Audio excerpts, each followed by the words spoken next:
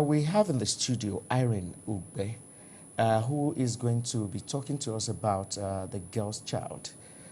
We are going to commemorate the day tomorrow, and I think, Irene, you have a program tomorrow to mark the girl's child. Good morning. Thank you. Happy to be here. Yeah, tomorrow is International Day for the Girl Child. Nigeria will be joining the rest of the world to commemorate the day. And tomorrow we have a little outreach, to reach out to girls in school because they are actually the girls. We were the girls of yesterday, and part of it is also to talk about the theme for this year, which is with her, a skilled girl first. Not just about education. It's also good to get the education, but in addition to getting the education, what kind of skills are they also getting? Are they neglecting the skills their parents are teaching them? Because when you look at the situation right now in the country, you discover that even a lot of graduates don't have jobs.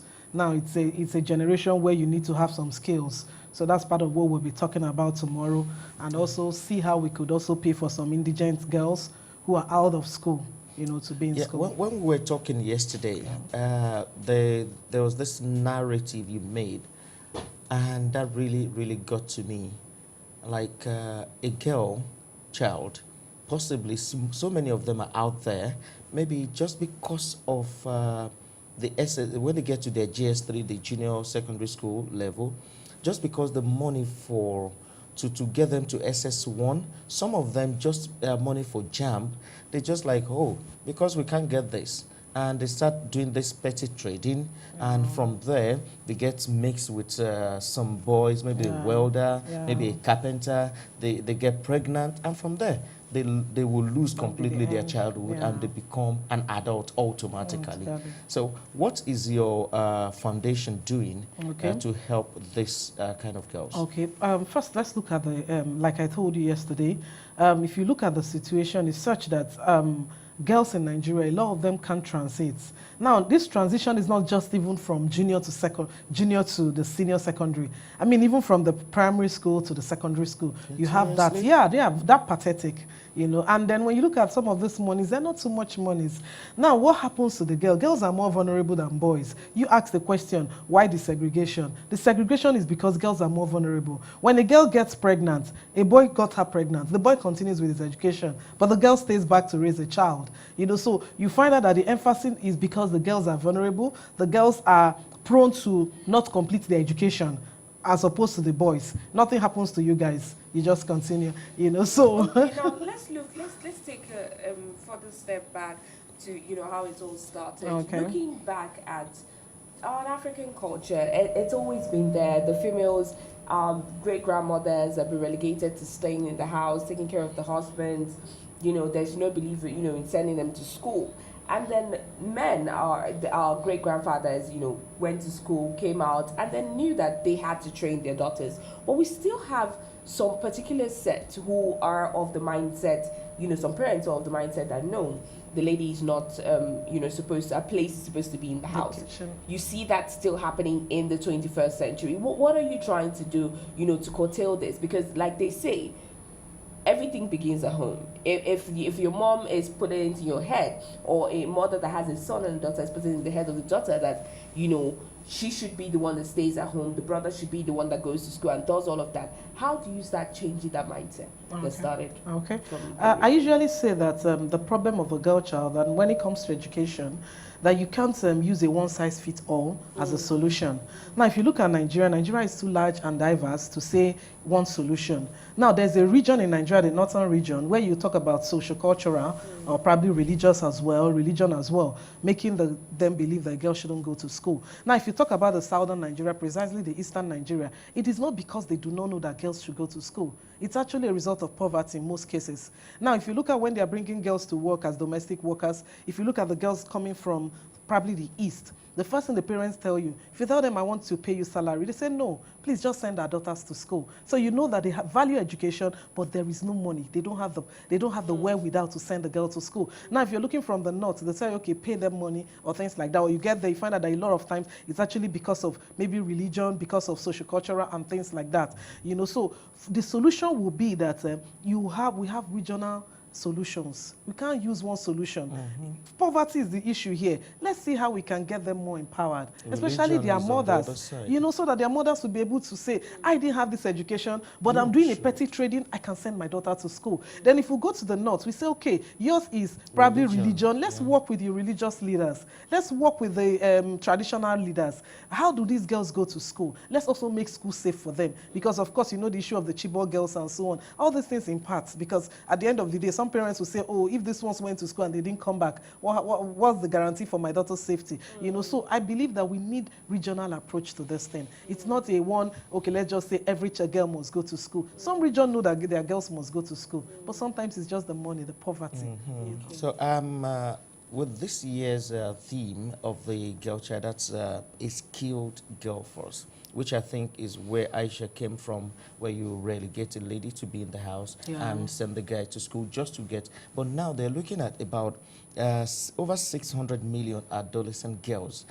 They have the same opportunity, if they're given the same opportunity like the male child, that I think that they have the ability to wrestle power in terms of jobs, in terms of governance, in terms of everything with the male child. So why do you think this year's theme, that's a skilled girl force, what's the reason for this choice? Okay. I actually read through the concept notes from UNICEF, which is the major body covering this. And then their major thing is because of, when you look at the workplace, that is dynamic, is changing, and then you're beginning to see that first, before you even get some skills, you need to be educated. Now, beyond your education is that girls need to have self-confidence. I mean, you could be educated and you're not self-confident. Girls need to learn robotics. They need to learn some of the skills, you know, and so on, just to add to the education. So that when you get out there, you're not just saying, I'm a graduate, but I can also do this.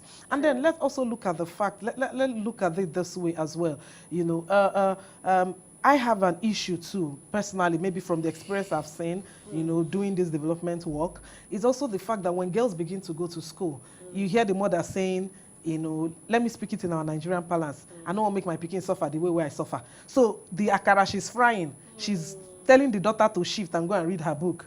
But she's also forgetting that this girl needs to learn how to fry this akara in addition to reading her books. Because tomorrow, in fact, with education, if she adds it to that akara, that thing might take her to the White House. Yes. You know, but you see, a woman is making masa, she's making a moi, she's telling the daughter, go read your book, go read your book. You know, but you don't know that she needs to learn that thing firsthand from you. She will read her book, yes. But as she reads her book, she learns this. I'm telling you that by the time she's coming out as a graduate, she is even more prepared than those who didn't acquire any skill. Because she will add education to that, and then she will go places. You know, so, and I think that is where that is even the issue I am, and part of what I'm going to address tomorrow with my friends who are coming for the program, to tell the girls, it's not because you are in school now, yes, it's all good and all that, and then all of a sudden, you are feeling, I shouldn't say, my mother is selling akara, I should not join her in selling akara, washing the beans and things like that. She's doing massage, I should not join her in doing massage. There's a girl in Lagos, Sharon, I don't know if you have seen, that she's from this riverine area, and she only got an opportunity to go into, I think an agency just came and taught them computer, and that particular I watched the video.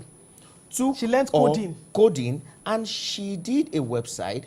And that community now sells their fishes and everything online to the international. This girl is on CNN just because of that singular ad. She is a girl. Yes, she is a girl. And also, she also stays in the riverine area. She knows they did not drive her away from the fishery or whatever they are doing. And that is what we should do now. You know, we cannot deny the place of peer pressure.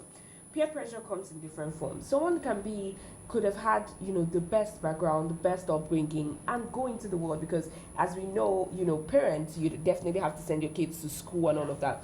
The things they encounter, the girl child, a major, how will I put it, a major first encounter is the male child. There's that attraction. It's always been there, for example. So now, what do we do? How do we educate the male to be able to help? Because yes, you tell the girl, this is what you're supposed to do, that's not what you're supposed to do. But you see a girl dating a particular guy that is pounding on her she now has insecurity issues because she's dating a particular person, or she's married to a particular man and he stops her from working, she starts giving birth, he makes her feel like she's ugly. What is the place? What do we do to the men? How do we make them help our female, the girl child become great and not inhibit her? Yes. Actually, I keep saying that when it comes to gender issues, we need the men. Yeah, because a lot of times when you bring up gender issues, like the men just go, okay, now they have come again, things like that. But we need the men. First is because you can't, let's assume you have 4 children and then you have 2 girls, 2 boys. If I decide to focus on the boys and I leave the girl, they're saying, I won't achieve optimum potential and capacity as a family, because I need the contribution of the girls. So for the men, we need your contribution, because we want the GDP to grow in Nigeria. We want national development. If you leave us behind, we are more than you people, in terms of population. So we need you to come on board with us, support us. And then, as we are raising boy children, I'm a mom. I tell my son, the girl, your sisters are like you. You're like them. There's no difference. What you can do, they can do. And they will begin to teach them self-respect. Begin to teach them that girls also have aspirations. And they have to be given the channel to aspire. So that when they become men tomorrow, you don't put the woman down. And then I also tell the women, even you, discover yourself. Do you know that women forget themselves, especially when they have gotten married? They just forget themselves. When you have forgotten yourself, please, is it the man that will remember you? Because you forget yourself, you now tell yourself because you have married, you have children, there is no longer aspiration.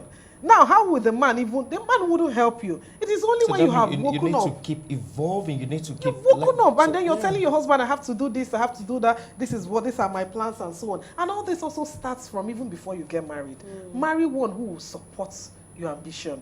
And then let us mothers raise boys to respect women and treat them right. Thank you so much. Thank you so much. More final question. There's no way you would come on people's television and would not discuss politics. Just yesterday, the wife of the president, Aisha Buhari, came out to congratulate all the female candidates, that won under the party of the APC, her husband's party and all of that. And it's quite significant. We can't take the fact away that women participation in politics has been, less than it's supposed to be. Now, having observed, our political space being that is one center of Nigeria that is, very important.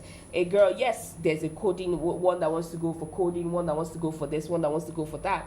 But that one that wants to be a politician and feels, with the way things are happening, I don't see myself having a chance. You see women politicians coming up every day and they get, bootlegged down because, how Nigeria politics is. You have to come out in the night. Some will tell you, we're married, I have children, I can't do Nigeria kind of politics. Let's say the government, now you're talking to the government, what should they do different to increase women inclusion in politics? Okay, first, there's this thing they say, the 35% affirmative action and everything. I think the government should hit to that. In fact, for me, 35 is too small. I mean, how can we have more population than the men, and you're giving us 35. You're taking, how does that work? But even at that, the 35 is still not working. Then 2, I also think that government needs to, the political parties now, this position, the only relevant position they give women is women leader. And I've asked myself, it has to just be a woman leader. Because you're talking to women, will it be a man to be a woman leader? So the position to me, I don't even like it. I'm not a politician, but when I hear women leader, I say, what is that? What is it? What is that? So the political parties themselves, they need to also show up, I keep saying that the gender equality bill was thrown out because we had less women in the house. If you look at Rwanda has almost 70% in parliamentarian for women, as 70%. Here we're having less than 15%, less than 20%. That was the only reason. Because I have read through it and they said lack of merit. And I asked myself, what merit are they talking about? So I think the political parties need... Then we should support ourselves. You say you're not a politician. I'm not a politician. But you're sounding like you are. No, I'm not. I don't even intend to be, but I actually want women to come out. Well, Let's support ourselves. Thank you so very much. Well, you've been able to tell us that the major thing we need to do in getting these problems solved is educating a girl child, Yeah. and also making them recognize that they have the same strength, the same quality with a male child. I think we'll learn more from your event tomorrow.